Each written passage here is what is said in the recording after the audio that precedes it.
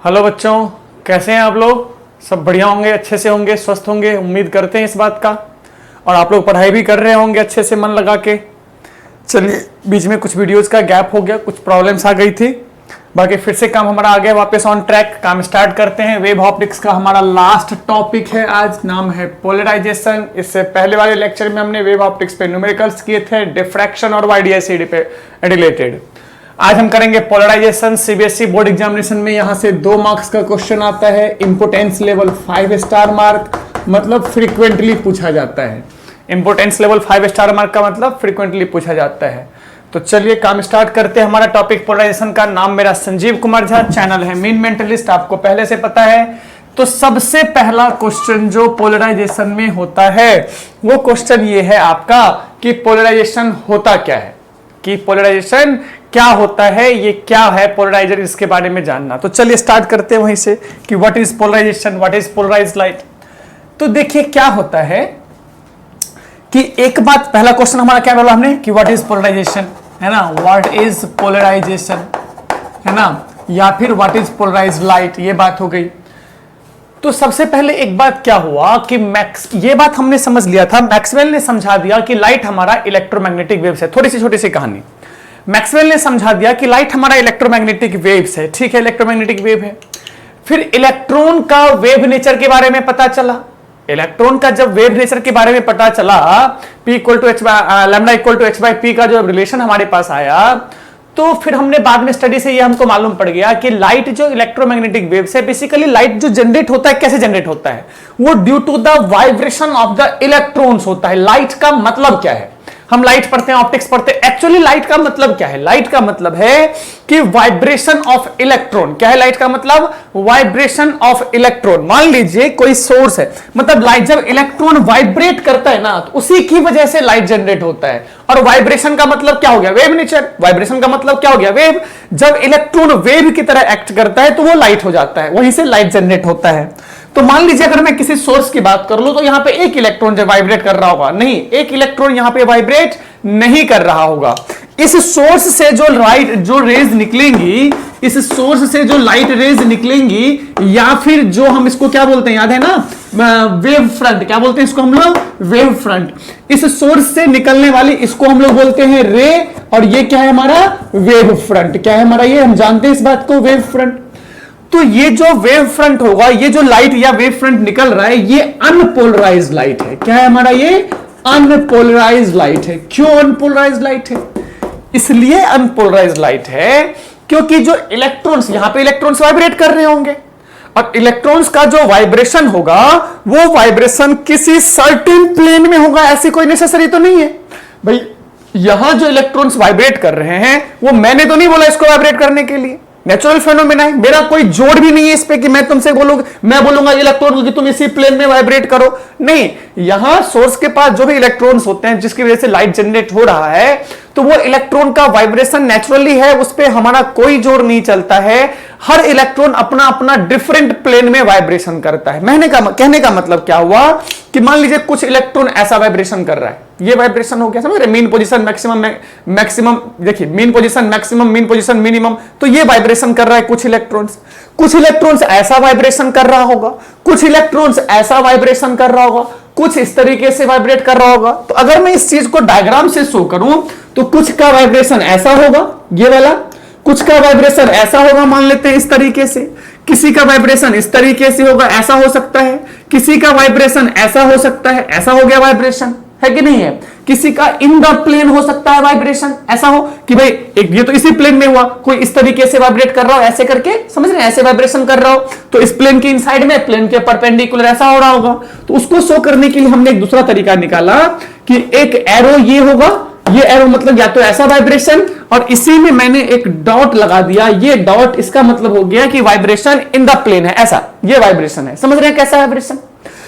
तो ये जो डायग्राम रिप्रेजेंटेशन अभी आप देख रहे हैं, ये जो रिप्रेजेंटेशन आप देख रहे हैं, ये डिनोमिनेशन है, रिप्रेजेंटेशन है अनपोलराइज्ड लाइट का। किसका है मेरा? ये अनपोलराइज्ड लाइट।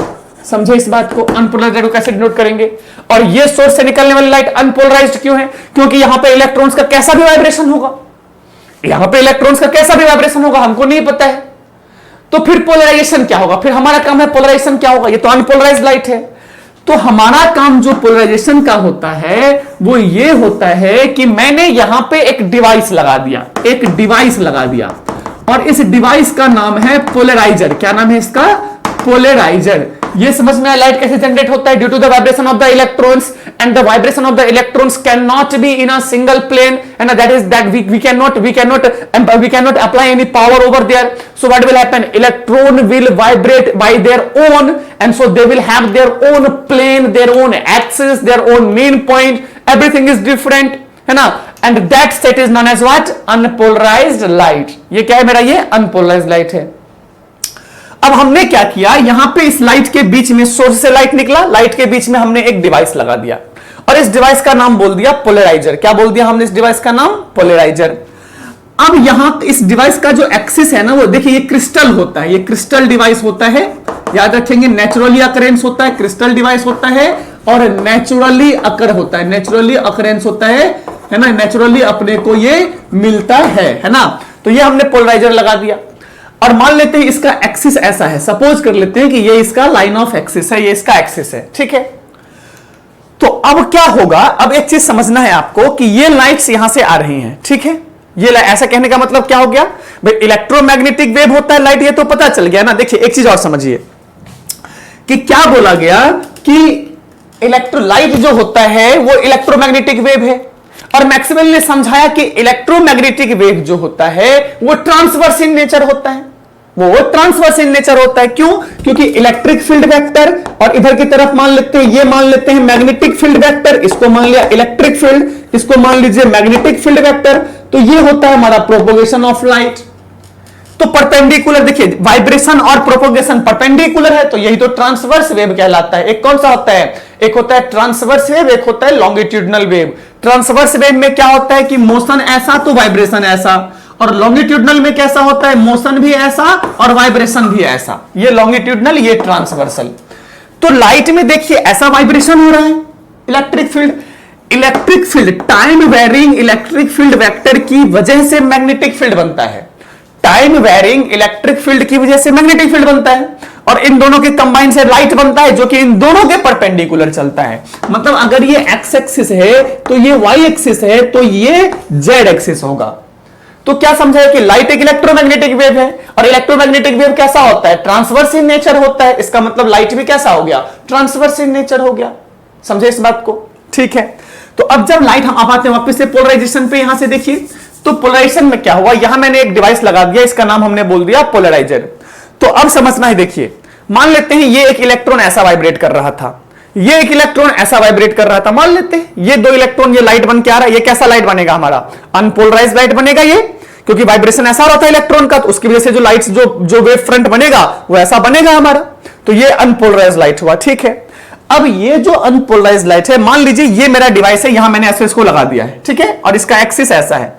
ये ऐसा एक्सिस कहने का मतलब क्या हुआ कि ये मेरा ऐसा, बिल्कुल ये समझिए, ये लाइट आ रही है, मैंने ऐसा एक्सिस लगाया, ये इसका ये एक्सिस है. तो जब ये लाइट ऐसा वाइब्रेट करते करते आएगी, तो दोनों को अलग अलग चेक करते हैं. देखिए दोनों को अलग अलग, ये कैसा, इस तरीके से वाइब्रेशन है, और इसका वाइब्रेशन ऐसा है, समझ रहे हैं, इस तरीके से. तो ये जो मैंने पोलराइजर लगाया, तो ये ऐसा वाइब्रेट करता करता करता करता करता करता यहां से निकल सकता है, निकलेगा, पास करेगा, बिल्कुल. तो हमको यहां से निकलता हुआ यहां पे मिलेगा लाइट, तो कैसा, इस एक्सिस के पैरेलल में मिलेगा. इसके एक्सिस के पैरेलल में क्या मुझे ऐसा लाइट मिलेगा? हाँ मिल जाएगा, क्योंकि ये निकल गया, ठीक है. अब इसकी बात करते हैं, ये तो ऐसा वाइब्रेट कर रहा था, एक्सिस ऐसा है, ये वाइब्रेट करता गया ऐसा ऐसा.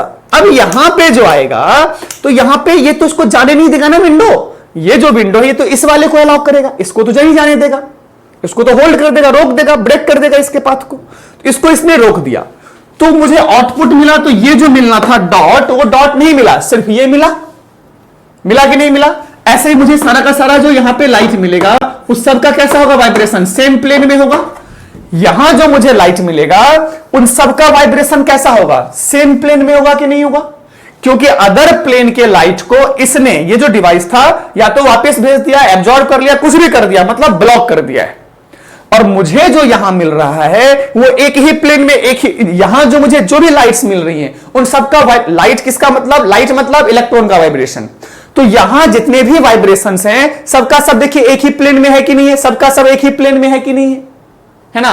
तो ये हुआ हमारा पोलराइज्ड लाइट। क्या हुआ हमारा ये है पोलराइज्ड लाइट। समझे इस बात को, पोलराइजेशन क्या होता है। अब अगर मैं डिफाइन करूं पोलराइजेशन ऑफ लाइट क्या होता है कि the process of obtaining the process of obtaining the light of single vibration in a single plane of same vibration in a single plane, process of obtaining the light of same vibration in a single plane, एक ही plane में, single plane में। अभी यहां पे देखिए ऐसा भी हो रहा था, दूसरा प्लेन हुआ कि नहीं हुआ, उत्सर्ग को इसने रोक दिया, एक ही प्लेन में सेम वाइब्रेशन वाले लाइट को इसने इधर लिया, तो क्या हो गया मेरा ये पोलराइज्ड लाइट हो गया। कैसा हो गया मेरा ये पोलराइज्ड लाइट। तो इसी प्रोसेस का नाम है पोलराइजेशन, और इसको प्रोसेस से जो निकलता है मेरे पास वो क्या मिलता है, मुझे पोलराइज्ड लाइट मिलता है। ये समझ में आया पोलराइजेशन क्या होता है। इस डायग्राम को आप यहां से इस डायग्राम को ड्रॉ कर लेंगे, बिल्कुल ये इंपॉर्टेंट है, यहां से भी बताऊंगा, सीबीएसई में क्वेश्चन भी पूछा जाता है। यहां तक समझ में आ गया ये कहानी आपको कि पोलराइजेशन होता क्या है। अच्छा, अब क्वेश्चन है कि ये पोलराइज्ड लाइट ही है, ये अपने को कैसे पता। टेस्टिंग ऑफ पोलराइजेशन, यही क्वेश्चन पूछता है कि what is the testing of polarisation, how you will test the light is polarised और नॉट। ठीक है, तो टेस्टिंग करते हैं। देखिए मैं इसको रब कर रहा हूं, इसको आप लोग कॉपी पे बना लीजिए, मैं इसको फिर से ड्रॉ करूंगा अभी। देखिए अब क्या होता है,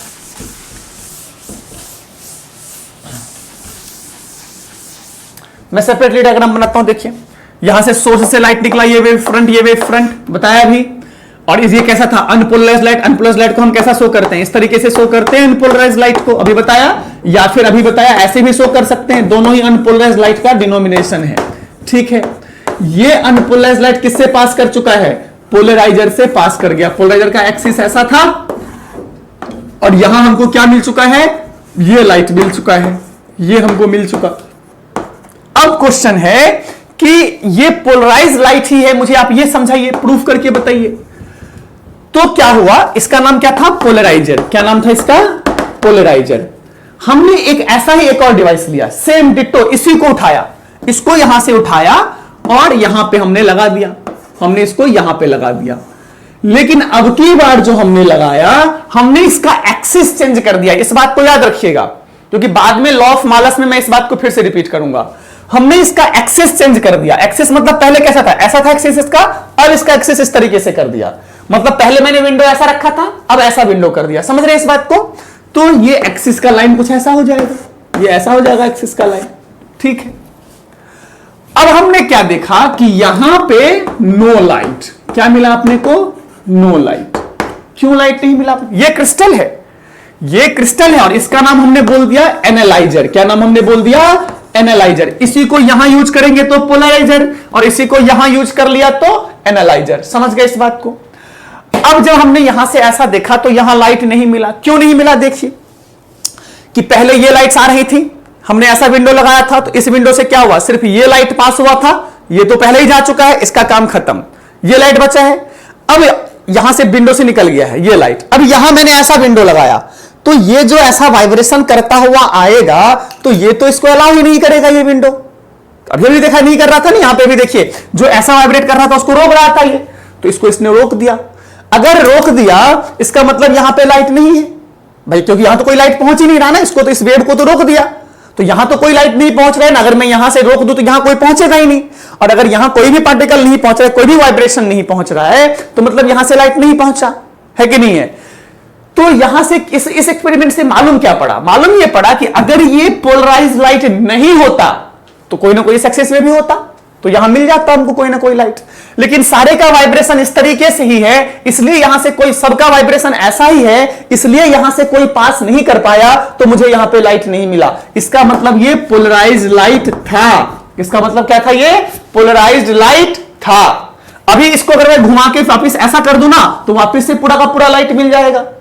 अगर मैं इसको घुमा दूं और इसके एक्सिस को मैं ऐसा चेंज कर दूं वापस से, तो मुझे यहां 100% लाइट मिलेगा। जितना यहां से निकला ये और ये इक्वल ही होगा इंटेंसिटी, कोई रोक ही नहीं रहा है यहां पे। समझ गए इस बात को। तो यही चीज है हमारा टेस्टिंग ऑफ पोलराइजेशन। यहां पे एक्सिस ऐसा बनाते हैं, इस डायग्राम को आप लोग ड्रॉ कर लीजिए। अगर सीबीएसई एग्जामिनेशन में आपसे ये पूछे 2 मार्क्स में, तो आप इस कहानी को एक्सप्लेन कर सकते हैं। पूछा जाता था ये, अब बहुत तो नहीं, 2 साल से नहीं पूछा गया, लेकिन पूछा जाता था, तो आप इस कहानी को एक्सप्लेन कर देंगे। समझ गए पोलराइजेशन ऑफ लाइट होता क्या है, समझ में आया ये चीज क्या होता है। अब जो पोलराइजेशन ऑफ लाइट होता है वो बहुत सारे तरीकों से होता है, नेचुरली भी होता है ना, हम भी करते हैं डिवाइसेस लगा के, बताएंगे आपको कैसे कैसे करते हैं। जैसे बताया ये भी डिवाइस था, इसको पोलराइजर बोला, इसको कुछ क्रिस्टल ही होता है, समथिंग क्रिस्टल होता है, I don't remember the name exactly but, और ये एनालाइज, इसी को यहां यूज कर लिया तो एनालाइजर है ना, और इसी को यहां यूज किया तो पोलराइजर, ठीक है ये चीज। तो ये हमारा पोलराइजिंग का हो गया। अब जो बताया कि पोलराइजेशन होता कैसे है, तो बताया कुछ हम डिवाइस से भी कर सकते हैं, हम कुछ बनाते भी है, जैसे 3D गगल्स होता है वो जो हम बनाते हैं वो भी होता है पोलराइजर, है ना, व्हीकल्स वगैरह में भी होता है, उसमें हम लोग चर्चा करेंगे। लेकिन कुछ नेचुरल फिनोमेना के बारे में करते हैं और कुछ लॉज के बारे में पढ़ते हैं कि हम पोलराइजेशन कैसे कर सकते हैं। तो मेरे पास बेसिकली 3 तरीके हैं पोलराइजेशन करने के जो नेचुरली हमको मिलता है। वो तीनों तरीका कौन कौन सा है उसके बारे में हम लोग चर्चा करते हैं। तो सबसे पहला चीज हमारा है पोलराइजेशन बाय रिफ्लेक्शन। फर्स्ट क्या है हमारा, पोलराइजेशन बाय रिफ्लेक्शन। याद है reflection, I equal to R, reflection. Second polarisation by refraction, refraction. और थर्ड है हमारा पोलराइजेशन बाय स्कैटरिंग। याद है स्कैटरिंग, छोटे छोटे पार्टिकल से मिलके कलर ऑफ क्लाउड क्यों हमारा ब्लू होता है, स्काई कलर ऑफ स्काई क्यों ब्लू होता है, स्कैटरिंग है ना। सुबह शाम के टाइम पे क्यों सनराइज सनसेट में वो लाल लाल सा दिखता है, अपने को रेड रेड सा दिखता है, वो स्कैटरिंग वाला एग्जांपल। टिंडल इफेक्ट, याद है सब कुछ, 10th में पढ़ा होगा आपने, ये सब स्कैटरिंग की बात। तो इन 3 तरीकों से लाइट पोलराइज्ड होता है नेचुरली, जिसमें इसको अपने को बहुत डीपली पढ़ना है। यहीं पे अपने को ब्रिस्टर लॉ भी जानना है, यहीं पे अपने को ब्रिस्टर लॉ जानना है। ये दोनों बहुत इंपॉर्टेंट नहीं है, थोड़ा थोड़ा अपन इंट्रोडक्शन इस पे भी करेंगे, थोड़ी थोड़ी स्टोरीज के बारे में भी जानेंगे, ठीक है। तो सबसे पहला काम करेंगे हम लोग पोलराइजेशन बाय रिफ्लेक्शन, साथ के साथ क्या करेंगे हम लोग, ब्रिस्टर लॉ। चलिए तो पोलराइजेशन बाय रिफ्लेक्शन पे चलते हैं। पोलराइजेशन बाय रिफ्लेक्शन बहुत सिंपल टॉपिक है ये, है ना, बहुत सिंपल टॉपिक है, आसान सा है, 2 नंबर मुफ्त में मिल जाते हैं और एक क्वेश्चन नीट एग्जामिनेशन में फ्री में मिल जाता है यहां से। चलिए पहले स्टेप बाय स्टेप समझते हैं। एक बात याद रखिए कि कभी भी किसी भी सरफेस पे जब लाइट फॉल करता है ना, मान लीजिए मैंने वाटर सरफेस लिया या ग्लास सरफेस ले लिया, यहां पे लाइट फॉल किया, मान लीजिए मेरा एक ग्लास स्लैब है और यहां पे ये लाइट फॉल कर रही है, ये लाइट यहां फॉल किया, तो यहां से क्या होगा हमको पता है, यहां से रिफ्रैक्शन होता है, राइट। यहां से क्या होगा, रिफ्रैक्शन हमको पता है, रिफ्रैक्शन होगा और यहां से लाइट बाहर निकल जाएगी। लेकिन एक बात याद रखिएगा, कभी भी ना ये हमेशा 100% लाइट रिफ्रैक्ट नहीं होता है। कुछ पार्ट ऑफ लाइट यहां से रिफ्लेक्ट भी हो जाता है, कुछ पार्ट एब्जॉर्ब भी हो जाता है। फिजिकल केमिस्ट्री में आप पढ़ते होंगे, कुछ पार्ट एब्जॉर्ब भी हो जाता है और कुछ पार्ट ऑफ लाइट रिफ्रैक्ट होता है। मान लेते हैं इन केस ऑफ ग्लास की बात कर लें तो मान लीजिए 100 लाइट्स आई, तो इसमें से 70 लाइट क्या हो गया, रिफ्रैक्ट हो गया। क्या हो गया हमारा, ये रिफ्रैक्ट हो गया। इसमें से 28 लाइट्स क्या हो गया हमारा, रिफ्लेक्ट हो गया। कितना हो गया, रिफ्लेक्ट। और मान लेते हैं 2 लाइट्स जो था वो एब्जॉर्ब हो गया। क्या हो गया हमारा, ये एब्जॉर्ब। तो बेसिकली ये तीनों फेनोमेना होता है किसी भी सरफेस पे, किसी में कम, किसी में ज्यादा, किसी में कुछ। अगर ये ज्यादा हो रहा है तो रिफ्रैक्टिंग सरफेस बोलते हैं, ये ज्यादा हो रहा है तो रिफ्लेक्टिंग सरफेस बोलते हैं, ये ज्यादा होगा तो एब्जॉर्बिंग सरफेस बोल देंगे। तो ये लेकिन होता तीनों काम है मेरे पास। ऐसा हम बोलेंगे कि हमने यहां पे वाटर सरफेस ले लिया, लाइट आया, सिर्फ रिफ्लेक्शन हुआ, नहीं, यहां रिफ्लेक्शन भी हुआ होगा, तब तो हम पानी देख रहे हैं, है कि नहीं है। तो यहां रिफ्लेक्शन भी हुआ होगा। तो इसी बात को ख्याल रखना है और फिर अपन एक्सपेरिमेंट समझते हैं क्या है पोलराइजेशन बाय रिफ्लेक्शन कैसे होता है। देखिए क्या हुआ, मान लेते हैं यहां पे एक सरफेस है, इसके नीचे इसका रिफ्रैक्टिव इंडेक्स μ2 मान लेते हैं, इधर का रिफ्रैक्टिव इंडेक्स μ1 मान लेते हैं। ऑब्वियसली मीडियम बदल गया, यहां से एक लाइट आया, यहां से एक लाइट आया और इस पॉइंट पे फॉल किया, ठीक है। रिफ्रैक्शन होगा लाइट का, बिल्कुल होगा। तो चलिए कुछ रिफ्रैक्ट हो गया, लेकिन साथ के साथ रिफ्लेक्शन भी होगा, अभी भी बताया, तो ये रिफ्लेक्ट भी हो गया। इस एंगल का नाम बोल दिया आई, तो ये एंगल भी आई होगा। अभी एंगल की बात नहीं करते हैं, चलिए। ये रिफ्रैक्टेड रे, ये रिफ्रैक्टेड रे और ये कौन सा है, रिफ्लेक्टेड रे। समझ रहे हैं, रिफ्लेक्टेड रे और ये हमारा रिफ्रैक्टेड रे, ठीक है, यहां तक समझ गए। अब ये जो लाइट इंसिडेंट कर रहा था, ये लाइट अनपोलराइज्ड लाइट था। कैसा था मेरा, ये अनपोलराइज्ड लाइट, समझ रहे हैं। तो तो अनपोलराइज लाइट को मैं ऐसे शो करूंगा ना, अभी बताया था ये हमारा अनपोलराइज लाइट, ठीक है। जब ये इस पे फॉल किया तो इधर की तरफ लाइट आया, तो हमने देखा इधर लाइट आया, ये भी अनपोलराइज लाइट कहिए या पार्शियली पोलराइज्ड बोल देते हैं। कुछ ऐसा था यहां पे, ये कुछ ऐसा लाइट यहां पे आया, अनपोलराइज था ये भी। और कुछ लाइट इधर गया, ये भी अभी भी क्या है, ये भी कुछ ऐसा है कि ये पार्शियली पोलराइज्ड लाइट है। कैसा है हमारा ये, पार्शियली पोलराइज्ड लाइट है, ऐसा पहुंचा। अभी देखिए पोलराइजेशन होता तो एक एक single to single same to same होता वाइब्रेशन। यहां पे क्या है, देखिए ये वाला भी वाइब्रेशन है और ये एरो वाला भी वाइब्रेशन है। एरो वाला बताया, एरो वाला वाइब्रेशन ऐसा चलेगा, एरो वाला वाइब्रेशन ऐसा चल रहा है, डॉट वाला वाइब्रेशन दूसरे प्लेन में, परपेंडिकुलर प्लेन में, समझ रहे हैं ना, समझने के लिए परपेंडिकुलर प्लेन में, अलग अलग प्लेन की बात हो रही है, ठीक है ना। चलिए तो अभी दोनों में दोनों अवेलेबल है, तो इसलिए हम इसको पोलराइज लाइट को बिल्कुल नहीं बोलेंगे, ठीक है। हमने एंगल ऑफ इंसिडेंस को जरा सा और चेंज किया, एंगल ऑफ इंसिडेंस को हमने थोड़ा सा और चेंज किया। और चेंज करने पे क्या हुआ, ध्यान से समझिए। और चेंज किया हमने, लाइट आया फॉल किया, कुछ एंगल ऑफ इंसिडेंस हमने और चेंज किया है ना, चेंज कर दिया। इसका नाम I1 बोल दीजिए, यहां पे I2 बोल देते हैं। ये भी अभी भी कैसा है, अनपोलराइज लाइट। कैसा है लाइट हमारा, अनपोलराइज लाइट है, याद रखिएगा लाइट कैसा है, अनपोलराइज। अब हमने क्या देखा कि इधर तो मेरे पास अनपोलराइज, पार्शियली अनपोलराइज लाइट है ही, ये तो अनपोलराइज लाइट है ही मेरे पास, इसका तो कुछ कर ही नहीं पाए। लेकिन इधर क्या देखा हमने, रिफ्लेक्टेड, ये रिफ्लेक्टेड रे, याद है ना। यहां पे क्या हुआ, अभी भी फुल्ली पोलराइज तो नहीं हुआ है, लेकिन पार्शियली पोलराइज्ड हो गया, पार्शियली पोलराइज्ड हो गया। मतलब क्या हुआ कि अब इस पे मैक्सिमम वाइब्रेशन ऐसा ही है, ये वाला वाइब्रेशन है, ये वाला वाइब्रेशन खत्म हो रहा है धीरे धीरे, सिर्फ ये वाला वाइब्रेशन है। किसमें, रिफ्लेक्टेड रे में। किसकी बात कर रहे हैं हम लोग, रिफ्लेक्टेड रे में नहीं, रिफ्लेक्टेड में, रिफ्लेक्टेड रे है ना, रिफ्लेक्टेड रे। और ये कौन सा, ये रिफ्रैक्टेड रे, ठीक है। यहां तक हमने थोड़ा सा और चेंज किया एंगल को, ये I2 बोला था ना, इसको हमने I2, थोड़ा सा और एंगल चेंज कर देते हैं। हमने जब थोड़ा सा और एंगल चेंज किया, एंगल ऑफ इंसिडेंस, तो अब क्या हुआ समझिए। ये कैसा था, पोलराइज, अनपोलराइज लाइट। कैसा है मेरा ये, अनपोलराइज लाइट। इस एंगल को हमने कर दिया IB के बराबर, IB।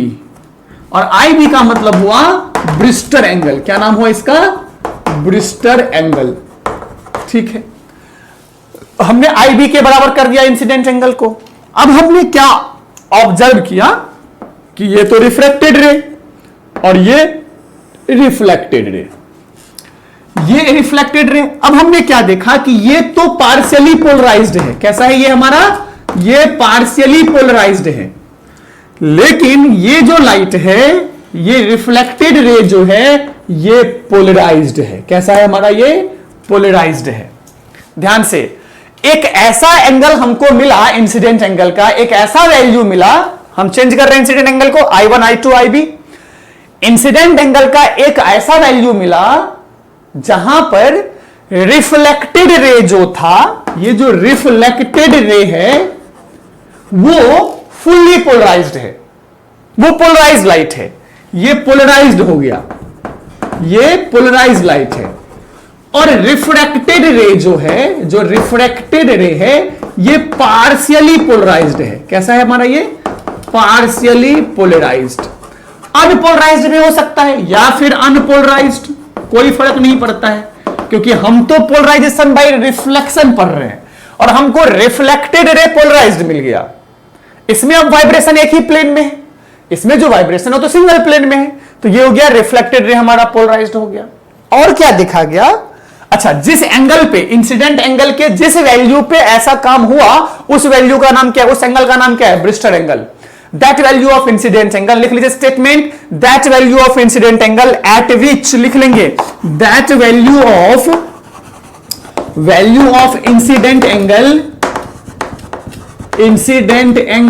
Eight which reflected ray is, ध्यान से, reflected ray is fully polarized, is known as, is Brewster angle, Brewster's angle। समझ गए क्या होता है ब्रिस्टर एंगल, ठीक है चीज। अब ब्रिस्टर लॉ क्या कहता है, तो ब्रिस्टर लॉ कहता है कि mu is equal to 10 IP। इस IB को मैं IP भी लिख सकता हूं या 10 IB। अगर आपको कहीं कहीं इसको IB के बदले अगर कहीं कहीं IP लिखा मिले तो IP का मतलब पोलराइजिंग इंसिडेंट एंगल, जिस एंगल पे पोलराइजेशन हुआ वो ब्रिस्टर एंगल ही होता है। ठीक है, चलिए, तो ये अपने को ब्रिस्टर लॉ बताना है, ये प्रूफ करना है। पहले तो पोलराइजेशन बाय रिफ्लेक्शन समझे कि नहीं समझे? पोलराइजेशन बाय रिफ्लेक्शन हो गया यहां तक, ठीक है, बहुत अच्छी बात है, पोलराइजेशन बाय रिफ्लेक्शन। अब हम आते हैं किस पे? ब्रिस्टर लॉ पे। इसको कॉपी कर लीजिए ऐसे और अपन चलते हैं ब्रिस्टर लॉ पे। किस पे चलते हैं हम लोग अब? ब्रिस्टर लॉ पे। ठीक है, इसको मैं रब कर रहा हूं और यही डायग्राम फिर से बनाएंगे और फिर ब्रिस्टर लॉ समझेंगे।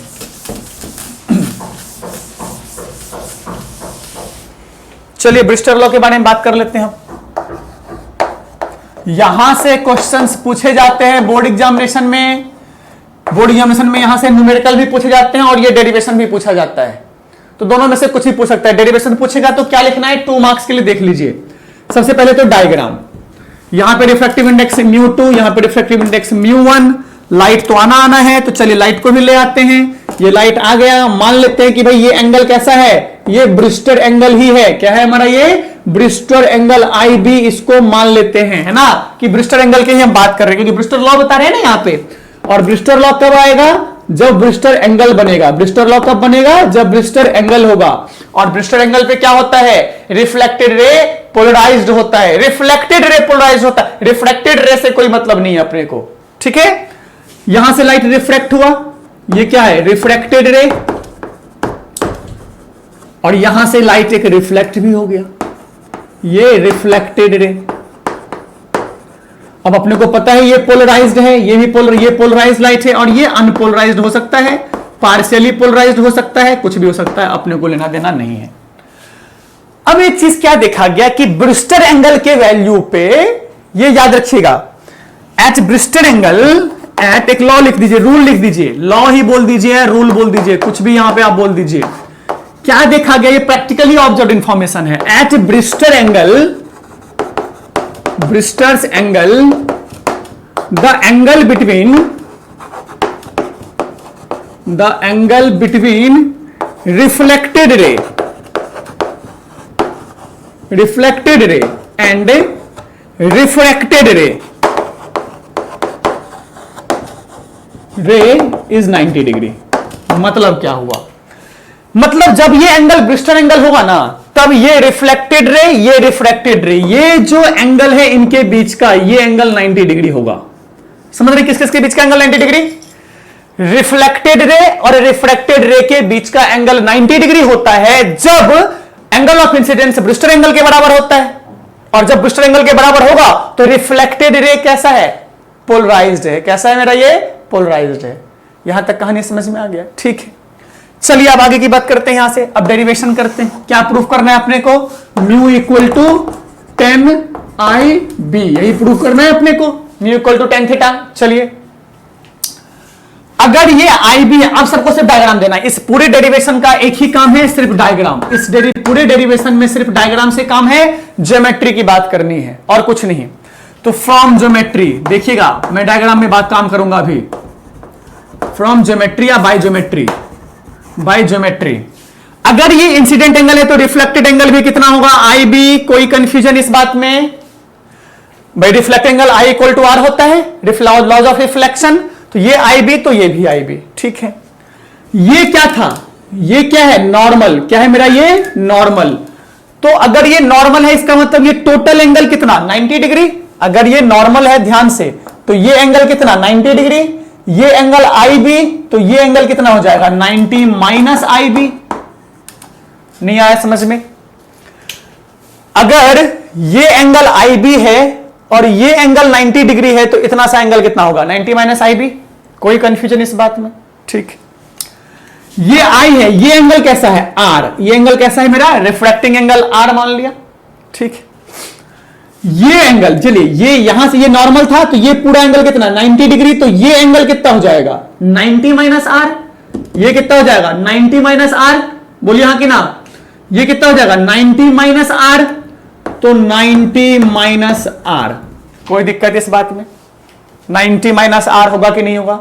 ठीक है, अब इस 90 माइनस आर को देखिए, 90 माइनस आर ध्यान से इज इक्वल टू, ध्यान से देखिए, चलिए तो 90 minus R is equal to, ध्यान से यहां पे देखिएगा 90 माइनस आर, इसको देखिए ये 90 माइनस आर, ये वाला एंगल दिख रहा है आपको, मैं यहां पे एक बार अलग से ड्रॉ कर रहा हूं, आप ध्यान से देखेंगे, ये लाइट, ये नॉर्मल, ये रिफ्लेक्शन और ये रिफ्रैक्टेड रे, और इनके बीच का एंगल कितना, ये एंगल कितना 90 डिग्री, और ये एंगल कितना है 90 माइनस आर।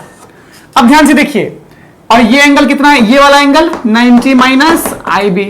तो इस एंगल को मैं टोटल देखिए, ये पूरा कितना है 90, ये पूरा कितना है 90, तो क्या 90 माइनस आर को मैं 90 माइनस आई बी लिख सकता हूं क्या? समझ में आया ज्योमेट्री क्या लिखा है मैंने? बिल्कुल सिंपल सी बात, तो हमने वही कर दिया, कोई दिक्कत नहीं, तो 90 माइनस आई बी हो गया। जरा सा इसको सॉल्व कर लेते हैं यहां से, तो 90 minus R is equal to क्या बनेगा 90 माइनस 90 प्लस आई बी, बोले तो ये कैंसल, मैं लिख देता हूं 90 minus R equal to I B. मैं चाहता तो इस बात को सिर्फ और सिर्फ मुंह से समझा के खत्म कर देता, लेकिन मैं लिख देता हूं कि आप बिल्कुल कंफ्यूजन ना रखें किसी बात में, हर एक स्टेप के साथ, ठीक है। अब क्या यहां तक समझ में आ गया, ये एंगल का, इस एंगल को मैं क्या लिख सकता हूं, इक्वल टू आई बी भी लिख सकता हूं, ब्रिस्टर एंगल, बिल्कुल देखिए आई बी के बराबर है ये, ठीक है। Now apply Snell's law, apply Snell's law, Snell's law apply कीजिए, तो ये क्या है μ1, तो μ1 इंटू साइन आई, यही होता है μ1 into sine i is equal to μ2 into sine r, यही होता है क्या बोलिए तो।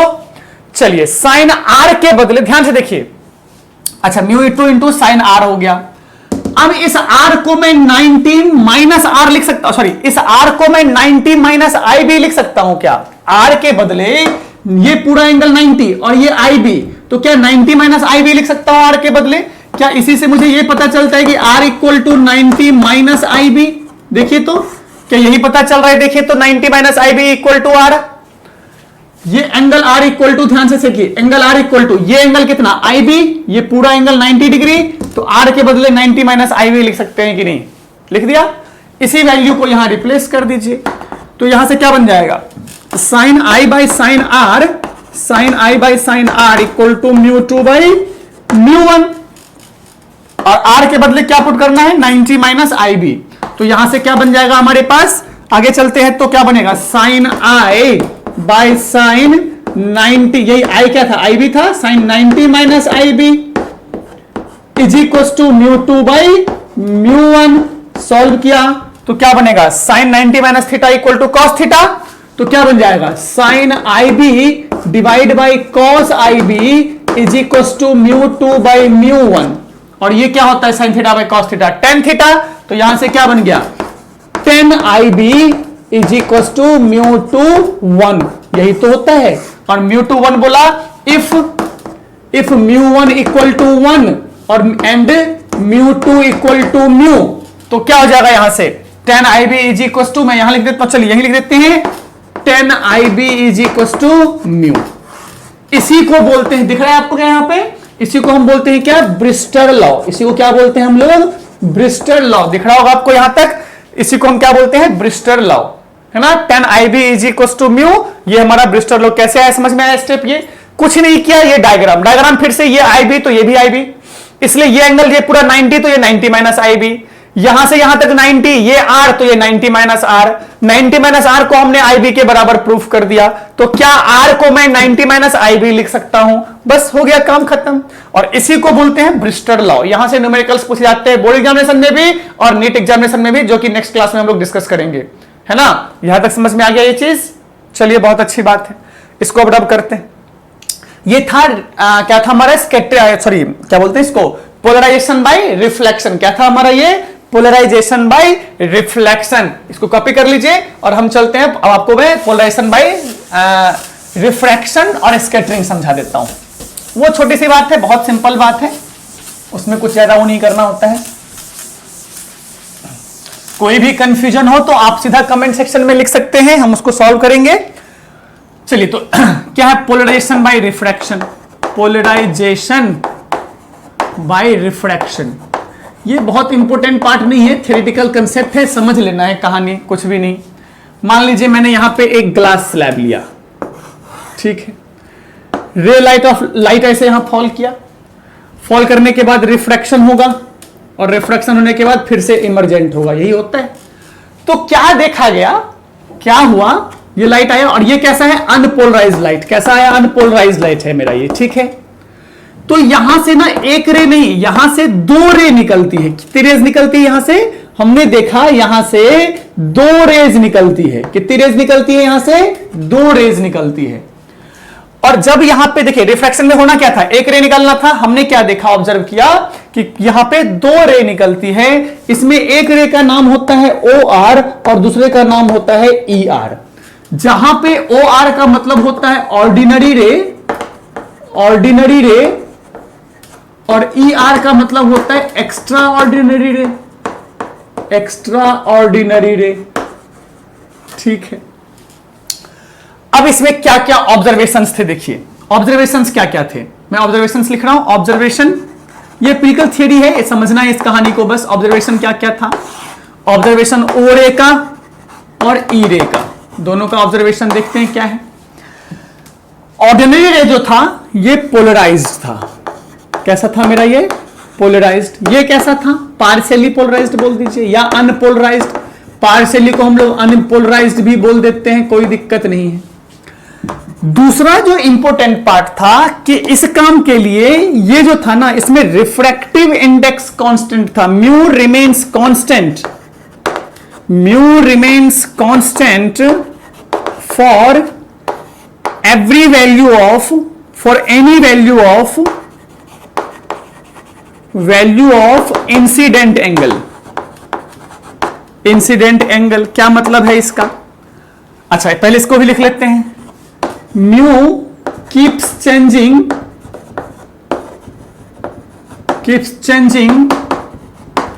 विद चेंज इन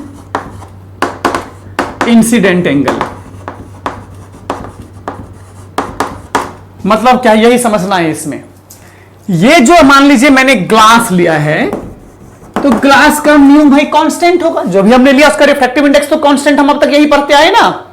लेकिन यहां पे एक्स्ट्रा ऑर्डिनरी रे के लिए क्या होता है कि ये म्यू कांस्टेंट नहीं होता है, ये डिपेंड करता है इस एंगल ऑफ इंसिडेंस आई पे।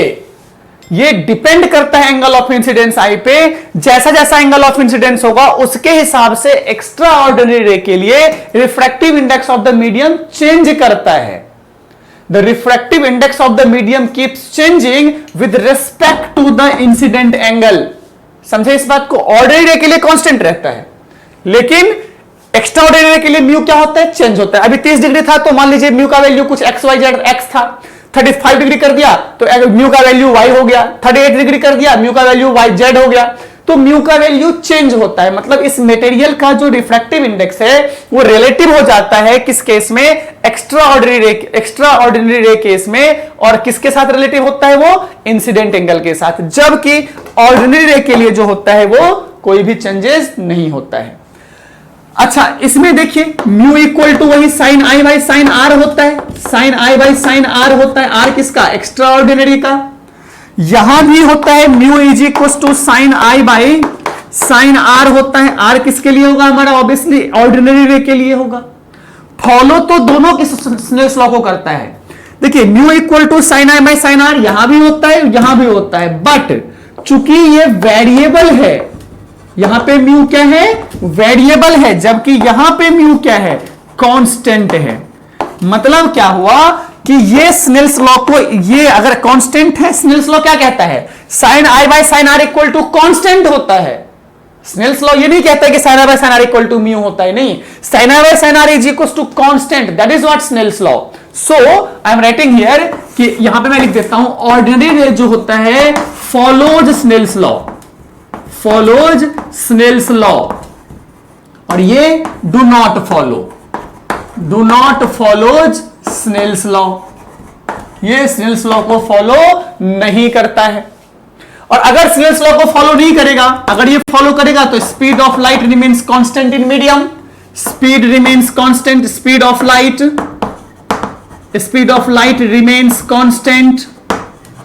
Remains constant in one medium.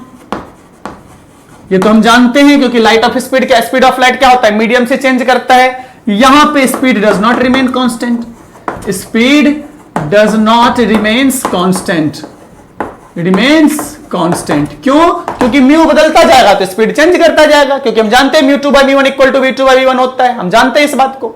तो स्पीड बदलता जाएगा हमारा, क्या हुआ? क्यों? क्योंकि स्नेल्स लॉ को फॉलो नहीं करता है। ये कहानी आपको याद रखनी है, थ्योरेटिकल कंसेप्ट है छोटा सा और कोई बड़ी बात नहीं है, ठीक है। ये हो गया हमारा पोलराइजेशन बाय रिफ्रैक्शन। ये पोलराइज्ड लाइट होते हैं, क्या होता है हमारे, सॉरी ये क्या होता है? पोलराइज्ड लाइट होता है, लिख दिया ना, ये पोलराइज्ड लाइट होता है, ठीक है। दो तरह के रेज मिलते हैं, ऑर्डिनरी रे और एक्स्ट्राऑर्डिनरी रे। ये तो अनपोलराइज्ड है, ये अपने को पोलराइज्ड मिल जाता है, और ये बताया या तो पार्शियली पोलराइज्ड होगा या फिर अनपोलराइज्ड होगा, ठीक है। कुछ भी हो सकता है, पता नहीं कैसा होगा। समझ गए इस बात को? चलिए ठीक है, इसको कॉपी कर लीजिए। और हम स्कैटरिंग, अच्छा स्कैटरिंग वाला समझ लीजिए, छोटी सी बात है। स्कैटरिंग क्या होता था कि बहुत स्मॉल पार्टिकल लाइट के पाथ में रास्ते में आया, लाइट यहां आ रहा है, बहुत स्मॉल पार्टिकल लाइट के वेवलेंथ के साइज का आया, तो यहां से लाइट ऐसा स्कैटर कर जाती है ना, तो ये जो स्कैटर्ड रे होता है वो पोलराइज्ड होता है। स्कैटर्ड रे जो होता है कैसा होता है? पोलराइज्ड होता है, तभी सब आपस में मिलकर एक सेम कलर जैसा कुछ फीलिंग देंगे। तो यही बात है scattering by polarisation, polarisation by scattering में, और इसमें कुछ भी नहीं है, ठीक है। तो यहां से हम लोग खत्म करते हैं, और अगला बात हम लोग करेंगे किस पे? लॉ ऑफ मालस। चलिए अब देखते हैं क्या लॉ ऑफ मालस क्या होता है। लॉ ऑफ मालस, लॉ तो हमारा होता है I equal to I naught cos square theta, ठीक है। अभी याद कीजिए, हमने आपको एक्सपेरिमेंट में बताया था कि ये अनपोलराइज लाइट, ये पोलराइजर, यहां से ये पोलराइज लाइट है कि नहीं है, और यहां पे हमने लगा दिया एनालाइजर, और यहां पे हमको मिला था नो लाइट। अब यहां से आगे की बात करते हैं। मान लीजिए ऐसा ही मैंने पोलराइजर यहां लगा दिया, तो यहां पे अगर इसका इंटेंसिटी में आई नॉट मानूं, ये जो लाइट्स आ रही है इसका इंटेंसिटी अगर आई नॉट मानूं, तो यहां भी कितना होगा? आई नॉट ही होगा। अब इधर की बात को भूल जाइए, यहां भी कितना होगा? आई नॉट ही होगा, ठीक है। अब मैं थोड़ा सा इसको घुमा रहा हूं, जब मैं इसको ऐसा घुमाऊंगा, ये ऐसा है, इसको ऐसे घुमाते घुमाते घुमाते मैं ऐसा लेके गया, ऐसा, ये ऐसा लेके गया, तो थीटा कितना हो गया? 90 डिग्री। तो यहां पे कितना हो गया मेरे पास? तब मुझे यहां पे मिला नो लाइट। नो लाइट का मतलब I equal to zero, I equal to zero. मतलब जैसे जैसा थीटा चेंज कर रहा है वैसे वैसा इंटेंसिटी कम होता जा रहा है। जब एकदम बिल्कुल थीटा 90 डिग्री हो गया, इंटेंसिटी जीरो हो गया। तो देखिए इसी लॉ से भी वही काम कर रहा है मेरा, है कि नहीं है? जैसे जैसे मैं इसको कम ऐसे टेढ़ा करता जाऊंगा, इंटेंसिटी कम होता जाएगा, होते होते यहां पे कैसा हो जाएगा? Intensity zero. समझ में आया चीज क्या है? अब इसको प्रूफ करते हैं, समझिए कैसे। छोटा सा प्रूफ, बिल्कुल ज्योमेट्री, कोई भी बहुत हार्ड चीज नहीं है, वेरी सिंपल चीज। जैसे मान लीजिए मेरे पास ये स्लिट्स हैं, ठीक है, ये हमारा स्लिट्स है, ये साइज हो गया स्लिट का मान लेते हैं, और इस साइज का हमने हाई साइज क्या मान लिया इसका? इसके साइज को हम मान लेते हैं ए नॉट। कितना मान लिया हमने? ए नॉट मान लेते हैं। यहां से वेव फ्रंट आएगा, वेव फ्रंट आएगा मतलब रेज जो आप कहते हैं वो वेव फ्रंट ऐसा आएगा। तो यहां से इस स्लिट से जो वेव फ्रंट निकलेगा, ध्यान से समझिएगा, ये साइड स्लिट का है तो यही वेव फ्रंट निकलेगा यहां से। मतलब देखिए इंटेंसिटी जो आई होता है प्रोपोर्शनल टू ए स्क्वायर होता है, याद रखिएगा, और ए एम्पलीट्यूड। तो ये ऐसे वाइब्रेशंस हो रहे हैं यहां पे, ये ऐसे वाइब्रेशंस हो रहे हैं, तो जिसका एम्पलीट्यूड इतना बड़ा होगा वो तो यहां निकल ही नहीं पाएगा। यहां से कौन निकलेगा? जिसका एम्पलीट्यूड इसके बराबर होगा, जिसका एम्पलीट्यूड इस ए के बराबर का होगा, जिसका एम्पलीट्यूड इतना सा होगा वही तो यहां से बाहर निकल, जो इतना बड़ा सा है तो टकरा जाएगा। भाई ऐसा है, देखिए अब मान लीजिए ये है होल, और जिसका एम्पलीट्यूड इतना बड़ा है, ये क्यों रुक गया? क्योंकि एम्पलीट्यूड बड़ा है। अगर ये छोटा होता तो निकल जाता, देखिए ऐसा है, ऐसा तो निकल लेता, लेकिन इसका एम्पलीट्यूड बड़ा है तो होल्ड कर दिया। तो यहां से जो लाइट निकलेंगी, यहां से जो मेरे पास बाहर आना है लाइट, उसका एम्पलीट्यूड कितना मिलेगा? ए एम्पलीट्यूड, ए नॉट ही मिलेगा। ए नॉट एम्पलीट्यूड का लाइट बाहर आएगा। नहीं आया समझ में? ठीक। अब मैं क्या करता हूं, जरा सा इसको टेढ़ा करता हूं थीटा डिग्री से। समझ में आया यहां तक बात क्या थी? अब मैं इसको जरा सा टेढ़ा कर देता हूं, ठीक है। तो टेढ़ा करने पे क्या हुआ, अब मैं यहां डायग्राम बना रहा हूं, ध्यान से समझिएगा इस बात को। यही डायग्राम अपने को डेरिवेशन में लिखना है। जब मैंने टेढ़ा किया, ये तो ए था ओरिजिनल, ये ऐसा ए मान लेते हैं इसको, ये मेरा ए था, ये ओरिजिनल वाला साइज इसका। अब जब ये ऐसा था, इसको मैं ऐसा कर देता हूं, थीटा एंगल से रोटेट कर दिया, तो ये कुछ ऐसा बन जाएगा, देखिए तो यहां तक। और ये क्या, ए नॉट ही तो रहेगा, ये कितना रहेगा? ए नॉट ही रहेगा। और ये एंगल कितना हो जाएगा? थीटा, क्योंकि थीटा से रोटेट किया, ये एंगल थीटा दिख रहा है आपको, थीटा। इसी को मैंने ऐसा कर दिया, देखिए इसी को ऐसा कर दिया है। तो अब क्या होगा, अब जो लाइट्स, देखिए इसको मैंने ऐसा कर दिया, समझने के लिए यहां पे ध्यान देंगे, ऐसा कर दिया। तो अब इसका ओपनिंग जो है वो इतना सा है ओपनिंग, देखिए ये ओपनिंग हुआ। को अब जो लाइट बाहर आएंगी वो सिर्फ इस एम्पलीट्यूड की लाइट्स बाहर आएंगी। देख रहे हैं इसी एम्पलीट्यूड का पहले कहां तक आ रहा था, पहले ये वाला बाहर आ रहा था, याद है कि नहीं याद है, पहले यहां तक बाहर आ रहा था, अब इसी साइज का बाहर आएगा, क्योंकि अब इतना ही इसने रिस्ट्रिक्ट कर दिया ना एम्पलीट्यूड को, इससे अब पहले क्या था कि देखिए पहले मेरा इतना था, इतना एम्पलीट्यूड का निकल रहा है, मैंने रिस्ट्रिक्ट कर दिया, अब इसी एम्पलीट्यूड का लाइट बाहर निकल पाएगा। समझ पा रहे? तो ये मेरे पास आ गया। तो यहां से जो अब जो नया लाइट बाहर वेव फ्रंट आएगा, जो नया वेव फ्रंट आएगा हमारा, इसको हमने ए बोल दिया। क्या बोल दिया हमने? नया वेव फ्रंट का नाम ए बोल दिया। समझ में आया ये चीज क्या बोला हमने? अब बाय ज्योमेट्री अगर चेक किया जाए, यहां से इस पार्ट को मैं रब कर रहा हूं, समझने के लिए था ये। चलिए अब अगर मैं इस डायग्राम में बाय ज्योमेट्री देखूं, बाय ज्योमेट्री अगर ये एंगल थीटा तो ये भी एंगल थीटा, कोई दिक्कत इस बात में? कोई दिक्कत नहीं। अब देखिए ये ए है और ये ए नॉट है, तो ए और ए नॉट में रिलेशन कैसा होगा? कॉस थीटा का। By geometry cos theta is equal to बोलिए कितना होगा? Base upon hypotenuse. क्या ए बाई ए नॉट होगा? क्या यहां से a equal to a naught cos theta होगा? Squaring both side, squaring both side. क्यों स्क्वायर किया आपको पता है? A square is equal to a naught square cos square theta, क्योंकि इंटेंसिटी का रिलेशन चाहिए और इंटेंसिटी ए स्क्वायर के प्रोपोर्शनल होता है। और हम ये यहां तक आ गया, वी नो, हम जानते हैं कि भाई आई is equal to k a square होता है, तो ए स्क्वायर के बदले आई बाई के लिख सकते हैं। बिल्कुल, we know i is equal to k a square goes for a square equal to i by k. तो इस रिलेशन को हम यहां पुट करते हैं तो क्या हो जाएगा? ए स्क्वायर के बदले i by k is equal to a naught square के बदले i naught by k cos square theta. K ने के को मार देना है, रिजल्ट बचा i is equal to I naught cos square theta, और यही हमारा लॉ ऑफ मालस कहलाता है। समझ में आया लॉ ऑफ मालस क्या है? डेरिवेशन समझ में आई? ये नीट बोर्ड एग्जामिनेशन में 2 मार्क्स के लिए डेरिवेशन पूछ सकता है ये कंसेप्ट आपसे। ये और इसमें डेरिवेशन में है क्या? छोटा सा ज्योमेट्री। डेरिवेशन में है क्या? छोटा सा ज्योमेट्री, और 2 यहां पे न्यूमेरिकल्स पूछे जाते हैं इसके डिपेंडेंट। यहां तक समझ में आ गया क्या है ये? अब कुछ कंसेप्ट्स हैं उसको आपको नोट डाउन करना है, कुछ छोटे छोटे कंसेप्ट्स हैं, मैं इसको इस पार्ट को रब कर रहा हूं। कुछ छोटा छोटा कंसेप्ट है जो आपको यहां पे नोट डाउन करना है। देखिए क्या रब नोट डाउन करना है। पहला चीज concept, important concept, important concept, और इसको टिक मार्क कर लीजिए। एग्जामिनेशन में क्या बोलते हैं? शॉर्ट ट्रिक बोल दीजिए, शॉर्ट ट्रिक की तरह आप इसका इस्तेमाल कर सकते हैं। ठीक है, हम लोग प्रूफ भी कर सकते हैं उसको, लेकिन प्रूफ नहीं करना है। पहला चीज क्या है कि when light passes through, when light passes, light of intensity I naught passes through polarizer, then output intensity is I naught by 2। सीधा बात।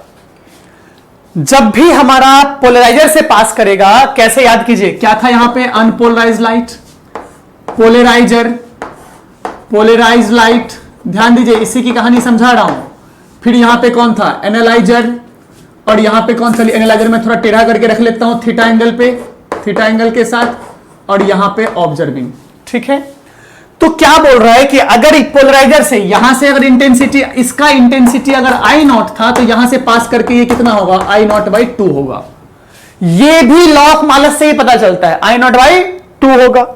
ठीक है, पहला चीज हो गया। दूसरा, second, when light of intensity, same thing, light of intensity I not, या चलिए इसको तो यहां तक बोलते हैं, यहां से आगे चलते हैं। When it passes through analyser, then I is equal to I naught by 2 cos square theta.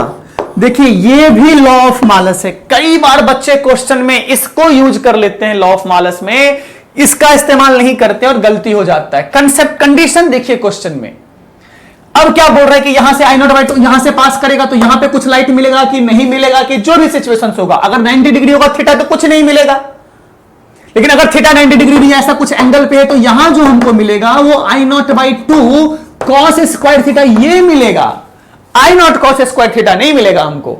ये बच्चे गलती कर देते हैं कई बार कि एनालाइजर का एंगल किस पे है किसके साथ है वो ध्यान नहीं देते हैं इस पे, समझे इस बात को, है ना।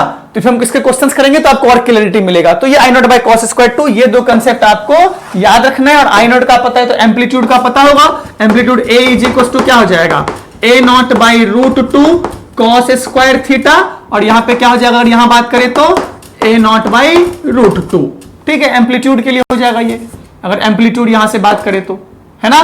तो आप लिख सकते हैं इस कहानी को और इसको कर दीजिए, ठीक है, यहां तक समझ गए। अच्छा, अब छोटी सी बात कि भाई पोलराइजेशन का इस्तेमाल क्यों करते हैं, कहां-कहां यूज होता है, क्या इसका बेनिफिट है।